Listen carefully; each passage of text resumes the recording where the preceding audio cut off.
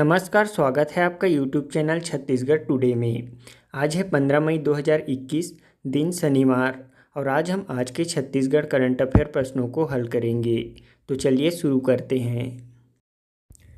हमारा पहला प्रश्न है, छत्तीसगढ़ का 11वां वायरोलॉजी लैब कहाँ खोला गया है? इसका आंसर है ऑप्शन डी, कोरबा जिले में।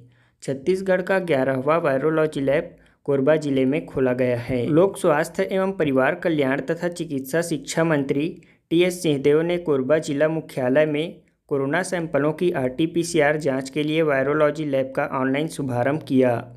इस नए लैब को मिलाकर अब प्रदेश में कुल 11 शासकीय लैब में RT-PCR जांच की सुविधा हो गई है। 6 पुराने एम्स रायपुर और 3 नए मेडिकल कॉलेजों तथा बैकुंठपुर वायरोलॉजी लैब को मिलाकर अब प्रदेश में कुल 11 जगहों पर RT-PCR जांच की सुविधा हो गई है।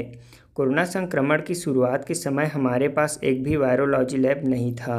इसके साथ साथ जशपुर, जांजगीर चांपा, बलौदाबाजार, दुर्ग, दंतेवाड़ा, बालोद और मुंगेली में भी लैब के स्थापना की मंजूरी मिल गई है। कोरबा जिला अस्पताल परिसर में स्थापित वायरोलॉजी लैब पूरी तरह से ऑटोमेटेड है। इस लैब की प्रतिदिन जांच क्षमता 1000 सैंपल है।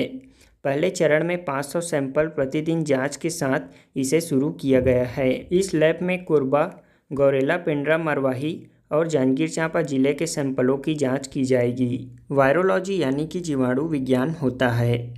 वायरोलॉजी भी विज्ञान की ही एक शाखा है जिसके अंतर्गत वायरस के स्ट्रक्चर, फंक्शन और इससे फैलने वाली संक्रामक बीमारियों का अध्ययन किया जाता है। यह माइक्रोबायोलॉजी से जुड़ा हुआ ही एक फील्ड है। इसके जानकारों को वायरोलॉजिस्ट कहते हैं, जो कि आमतौर पर मुख्य रूप से वायरोलॉजी लैब्स में अपनी सेवाएं देते हैं या फिर यूनिवर्सिटीज़ में टीचिंग और रिसर्च का कार्य करते हैं। हमारा अगला प्रश्न है, राज्य सरकार द्वारा प्रारंभ की गई उस नई योजना का क्या नाम है जिसके तहत कोरोना से माता पिता को खोने वाले बच्चों की पढ़ाई का खर्च व छात्रवृत्ति राज्य सरकार द्वारा प्रदान की जाएगी? इसका आंसर है ऑप्शन बी, महतारी दुलार योजना। छत्तीसगढ़ सरकार ने कोरोना संकट में अपने माता पिता को खो चुके बच्चों को विशेष सहायता देने का फैसला किया है। इसके तहत छत्तीसगढ़ सरकार ने महतारी दुलार योजना प्रारंभ की है। ऐसे बच्चे जिन्होंने अपने माता पिता को इस वित्तीय वर्ष के दौरान कोरोना के कारण खो दिया है, उनकी पढ़ाई का पूरा खर्च अब छत्तीसगढ़ सरकार उठाएगी। इसके साथ साथ 1ली से 8वीं कक्षा तक 500 रुपये प्रति माह की छात्रवृत्ति भी दी जाएगी और 9वीं से कक्षा 12वीं तक के बच्चों को छात्रवृत्ति 1000 रुपये प्रति माह की दर से प्रदान की जाएगी। इस योजना में सरकारी अथवा निजी किसी भी स्कूल में पढ़ाई करने वाले ये बच्चे इस छात्रवृत्ति के पात्र होंगे। इसके साथ साथ इस योजना में Swami Atmanand English medium school के लिए यदि छात्र आवेदन देते हैं तो बिना फीस के प्रवेश दिया जाएगा। हमारा अगला प्रश्न है, राज्य में पुत्रा पुत्री विवाह कब मनाया जाता है? इसका आंसर है ऑप्शन सी, अक्षय तृतीया को। राज्य में पुत्रा पुत्री विवाह यानी कि अक्ति पर्व अक्षय तृतीया को मनाया जाता है। छत्तीसगढ़ में प्राचीन काल से ही अक्षय तृतीया के दिन मिट्टी के पुत्रा पुत्री का विवाह कराने की परंपरा है, लेकिन बदलते समय और दौर के हिसाब से अब ये आधुनिकता की परिभाषा में गुड्डे गुड़ियों की शादी के नाम से मशहूर हो गया है। वैशाख शुक्ल पक्ष तृतीया में अक्ति पर्व व भगवान विष्णु के 6वें अवतार भगवान परशुराम के प्राकट्य उत्सव का पर्व मनाया जाता है। हिंदू मान्यताओं के अनुसार अक्षय तृतीया को वर्ष का सबसे शुभ दिन माना जाता है। किसी भी शुभ कार्य के लिए मुहूर्त शुद्धि की जरूरत नहीं होती। इस तिथि पर कई पौराणिक मान्यताएं भी है। इस दिन भगवान विष्णु के 6वें अवतार भगवान परशुराम के अवतरण दिवस के दिन के रूप में भी मनाया जाता है।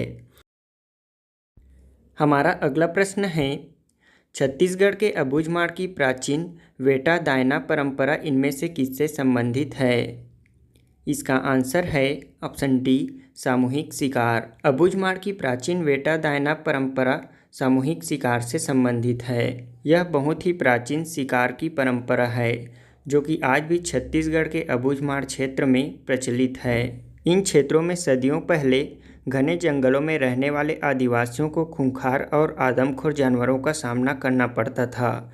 उस समय आदिवासियों के लिए जंगली जानवर आय तथा जीवन यापन के प्रमुख साधन थे। इन क्षेत्रों के जंगलों में जानवरों की बहुलता के कारण प्राकृतिक संतुलन की दृष्टि से भी सामूहिक शिकार किया जाता था और यही इनके मनोरंजन का साधन भी था। इसे ही सामूहिक शिकार को गोंडी में वेटा दायना कहा जाता है। यह अबुझ माड़ियों की सामूहिक अभिव्यक्ति व प्राचीन परंपरा का अभिन्न अंग है। ये अपने शिकार के दौरान पारंपरिक हथियारों का उपयोग करते थे, जैसे कि तीर धनुष, कुल्हाड़ी, गुलेंद, फरसा, भाला इत्यादि। हमारा अगला प्रश्न है, हाल ही में नेपाल के प्रधानमंत्री किसे नियुक्त किया गया है? इसका आंसर है option A KP Sharma Oli को। केपी शर्मा ओली को एक बार फिर से नेपाल के प्रधानमंत्री नियुक्त कर दिया गया है। नेपाल के राष्ट्रपति विद्या भंडारी ने नेपाल के संविधान के तहत सबसे बड़े दल के नेता होने के कारण ओली को प्रधानमंत्री के पद पर नियुक्त किया है। संसद में विश्वास मत गंवाने के कुछ दिन बाद केपी शर्मा ओली ने तीसरी बार नेपाल के प्रधानमंत्री के रूप में शपथ ली। ओली को इस पद पर फिर से नियुक्त किया गया है जब विपक्षी पार्टी नई सरकार बनाने के लिए संसद में बहुमत हासिल करने में विफल रही। हमारा अगला प्रश्न है, बीसीसीआई ने भारतीय महिला क्रिकेट टीम के नए मुख्य कोच के रूप में किसे नियुक्त किया गया है? इसका आंसर है ऑप्शन डी रमेश पवार को। पूर्व स्पिनर रमेश पवार को भारतीय महिला क्रिकेट टीम का मुख्य कोच नियुक्त किया गया है। रमेश पवार को WUV रमन की जगह यह जिम्मेदारी सौंपी गई है। स्वागत है आपका बैकअप सीरीज और वर्तमान समसामयिक घटनाओं से जुड़े कुछ महत्वपूर्ण प्रश्नों में। राजीव गांधी किसान न्याय योजना हेतु वर्ष 2021-22 के बजट में कितने करोड़ रुपए का प्रावधान किया गया है? इसका आंसर है 5,703 करोड़। राजीव गांधी किसान न्याय योजना के तहत वर्ष 2021-22 के बजट में 5,703 करोड़ रुपए का प्रावधान किया गया है। हमारा अगला प्रश्न है, राज्य में चिराग योजना विशेषतः किस संभाग में लागू किया गया है? इसका आंसर है बस्तर संभाग में। राज्य के बस्तर संभाग के 7 आदिवासी बहुल जिले एवं मुंगेली जिले के चयनित 14 विकास खंडों में पोषण सुरक्षा तथा किसानों की आर्थिक स्थिति में सुधार हेतु चिराग योजना लागू किया गया है। हमारा अगला प्रश्न है, छत्तीसगढ़ में किस खनिज का सर्वाधिक भंडार उपलब्ध है? इसका आंसर है कोयला। छत्तीसगढ़ राज्य में उत्खनित होने वाले खनिजों में कोयला की मात्रा तथा मूल्य दोनों की दृष्टि से सबसे प्रमुख खनिज है। हमारा अगला प्रश्न है, वायरोलॉजी के अंतर्गत किसका अध्ययन किया जाता है? इसका आंसर है वायरस के बारे में। वायरोलॉजी के अंतर्गत वायरस के बारे में अध्ययन किया जाता है। वायरोलॉजी लैब में वायरस से फैलने वाले सभी बीमारियों, उनको कंट्रोल करने के तरीके, उनका रेजिस्टेंस तथा किन दवाओं का उन पर असर होता है आदि पर रिसर्च की जाती है और डायग्नोस्टिक करने में भी मदद मिलती है। हमारा अगला प्रश्न है, ईज ऑफ डूइंग बिजनेस 2020 में छत्तीसगढ़ कौन से स्थान पर है?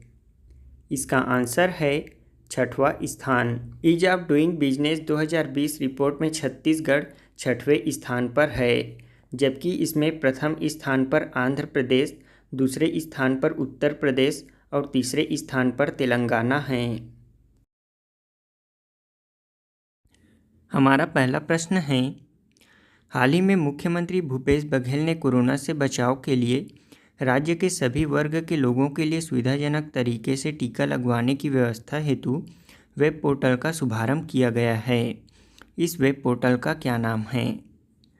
इसका आंसर है ऑप्शन सी CG टीका। हमारा अगला प्रश्न है, राजीव गांधी किसान न्याय योजना के तहत कुल कितने फसलों में लाभ प्रदान की जाती है? इसका आंसर है ऑप्शन ए 14 फसलों में। हमारा अगला प्रश्न है, हाल ही में राज्य शासन द्वारा मदनवाड़ा जांच आयोग के कार्यकाल में 3 माह की वृद्धि की गई है। इस आयोग के अध्यक्ष कौन हैं? इसका आंसर है ऑप्शन डी शंभुनाथ श्रीवास्तव। हमारा अगला प्रश्न है, अंतर्राष्ट्रीय नर्स दिवस कब मनाया गया है? इसका आंसर है ऑप्शन बी 12 मई को। हमारा अगला प्रश्न है, 2021 का विश्व खाद्य पुरस्कार किसे प्रदान किया गया है? इसका आंसर है ऑप्शन डी शकुंतला हरक सिंह को। हमारा अगला प्रश्न है, केंद्रीय माध्यमिक शिक्षा बोर्ड सीबीएसई ने कोरोना महामारी के इस दौर में स्टूडेंट्स के मानसिक तनाव को देखते हुए कौन सा ऐप लॉन्च किया है? इसका आंसर है ऑप्शन ए सीबीएसई दोस्त फॉर लाइफ। हमारा अगला प्रश्न है, हाल ही में बैड बैंक के सीईओ के रूप में किसे नियुक्त किया गया है? इसका आंसर है ऑप्शन बी पद्म कुमार माधवन नायर को।